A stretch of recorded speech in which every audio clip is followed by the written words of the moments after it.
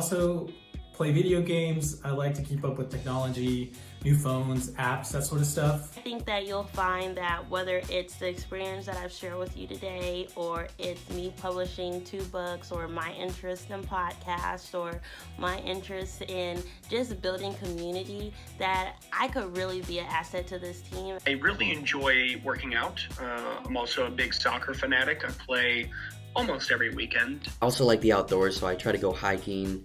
I try to go on the lake, boating with some friends, and sometimes, just having a cookout and having some company is great as well. Right now, I'm currently learning how to do graphic design, and I just really like the creativity behind it. So what do I do outside of work, right?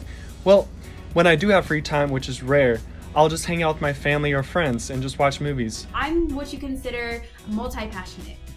With the entrepreneurial spirit that I have, I'm always coming up with new ideas, new ways to do things, and it seems like the creativity is endless. Like every day, there's a new idea. Now, a little bit about me, I love a pop of color or a funky sock, and today I went with sloth socks. They're one of my favorite animals, but I love all animals.